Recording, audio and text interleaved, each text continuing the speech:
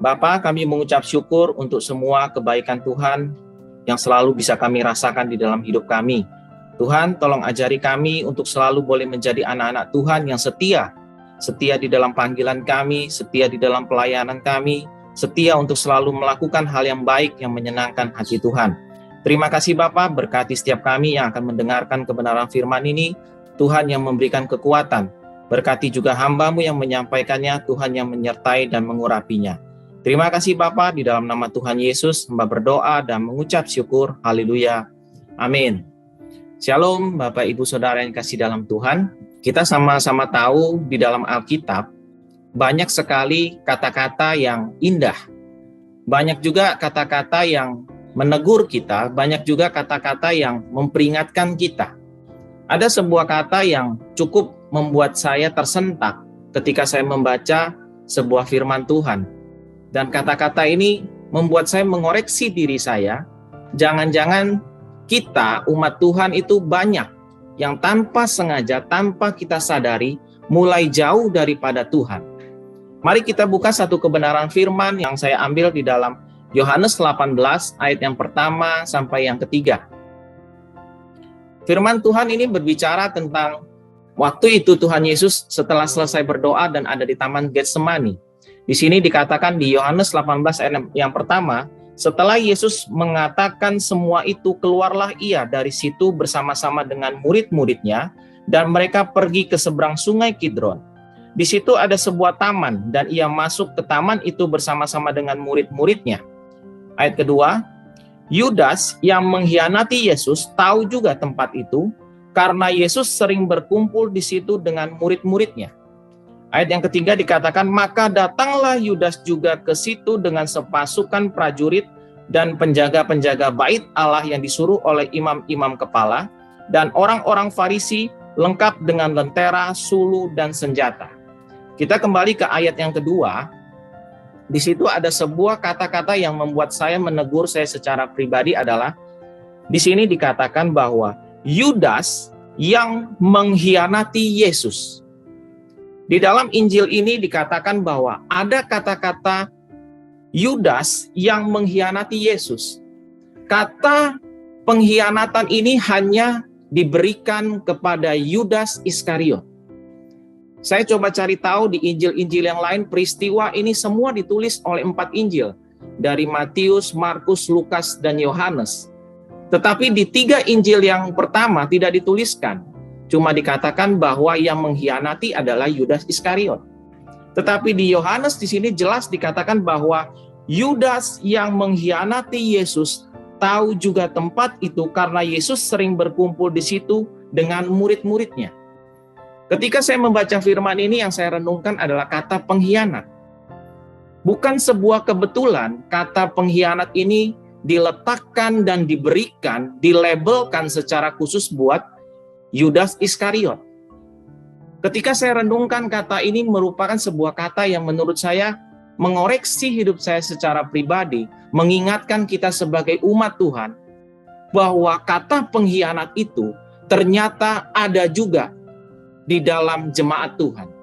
Terlebih kita lihat bahwa Yudas yang diberikan level sebagai seorang pengkhianat merupakan adalah inti dari 12 murid Yesus. Artinya dia adalah murid yang selalu berjumpa dengan Tuhan.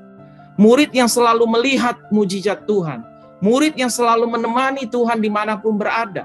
Tetapi dengan level seperti dia pun, seorang yang begitu akrab dengan Tuhan pun bisa mengkhianati Yesus.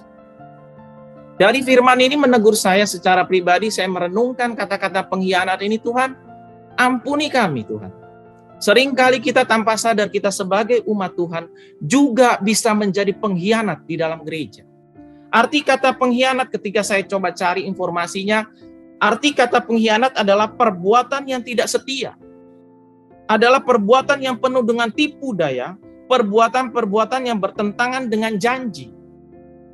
Ketika direnungkan baik-baik, kata pengkhianat ini memang kelihatannya kasar, tetapi ini adalah bukti nyata. Sesungguhnya di dalam gereja pun banyak pengkhianat-pengkhianat yang tanpa kita sadari, mungkin label itu sudah ada di dalam diri kita.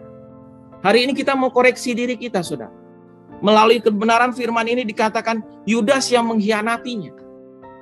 Seringkali kita umat Kristen kita lupa kalau kita ini sudah mulai tidak setia dengan panggilan kita. Berapa banyak umat Kristen sekarang yang fokusnya datang ke gereja, bukan untuk datang melayani Tuhan.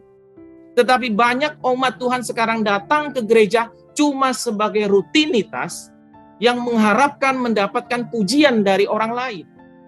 Begitu juga untuk semua gembala maupun pendeta, banyak juga yang mungkin sudah mendapat level kata pengkhianat, tetapi tidak menyadarinya karena berapa banyak sekarang hamba Tuhan melayani supaya dipuji oleh jemaat. Membawa orang datang bukan kepada Tuhan, tetapi membawa orang datang kepada dirinya, sehingga tanpa dia sadari, dia mencari orang yang mencuri kemuliaan Tuhan, sehingga dikatakan orang-orang yang tidak setia sama dengan orang yang dikatakan pengkhianat.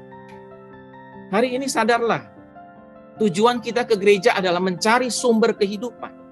Hari ini kita datang ke gereja, datanglah untuk mencari dan bertemu dengan Tuhan, bukan untuk datang mencari dan meminta berkat saja.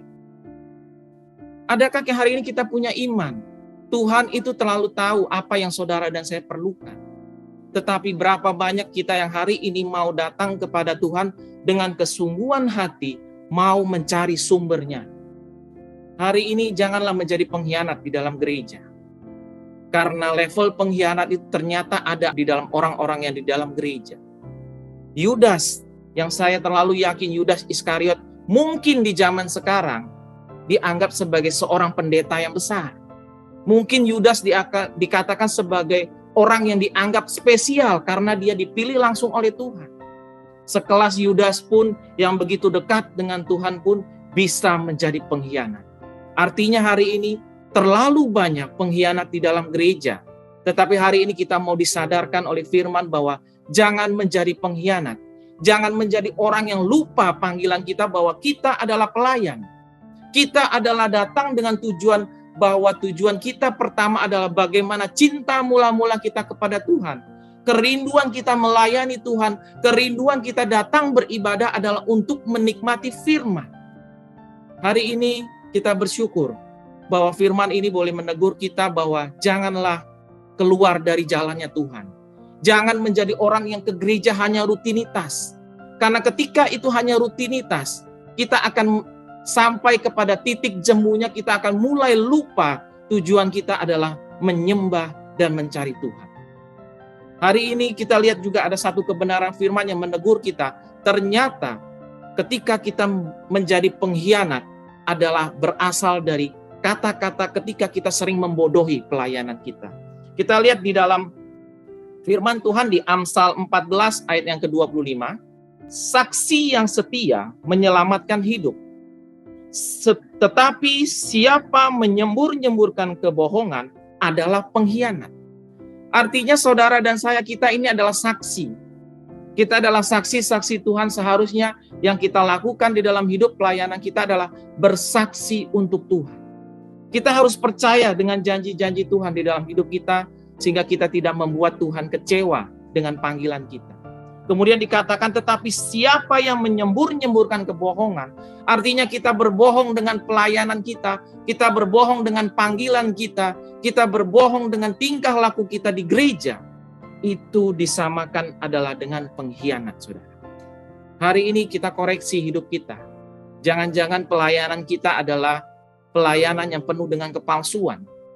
Jangan-jangan kita datang tidak dengan kesetiaan dengan panggilan awal kita. Jangan-jangan kita mulai banyak berdusta di dalam gereja. Memasang wajah-wajah munafik. Sepertinya melayani padahal ada tujuan tertentu. Tetapi biarlah firman ini menyadarkan kita bahwa kita tidak boleh berbohong di dalam pelayanan kita. Kita harus kembali kepada cinta mula-mula kita. Kalau engkau sungguh-sungguh mengasihi Tuhan, layani Tuhan dengan sungguh-sungguh, dengan suci, dengan setia. Karena itu yang berkenan di hadapan Tuhan. Ini sedikit firman yang boleh memberkati kita. Mari kita satu di dalam doa. Bapa kami dalam surga yang kami kenal di dalam nama Tuhan Yesus. Kami berdoa Bapa, agar setiap kami mempunyai hati yang taat kepada firman Tuhan. Firman-Mu adalah untuk kebaikan kami. karena firman-Mu mengandung janji. Walaupun terkadang kami tidak mengerti, tapi pimpinlah kami untuk tetap mampu melakukannya. Mari dekapkan kedua tangan kita di dada. Jika saudara punya pergumulan, punya persoalan, punya tantangan di dalam karir, di dalam studi, di dalam keuangan, masalah keluarga, kesehatan, apapun itu juga, termasuk perjodohan, biarlah berkat Tuhan turun ke atasmu, dan kekuatan kasih Tuhan turun atasmu, dan percayalah Tuhan akan membukakan pintu-pintu berkat agar damai sejahtera Allah menaungimu senantiasa. Saudara-saudara terkasih, jika ada yang sakit, mari tumpangkanlah tanganmu di bagian yang sakit, supaya menjadi sembuh di dalam nama Tuhan Yesus. Percayalah Tuhan akan menyembuhkannya. Haleluya. Jika saudara masih membutuhkan pelayanan doa dan konseling, silakan menghubungi nomor-nomor yang tertera. Tuhan Yesus memberkati. Shalom.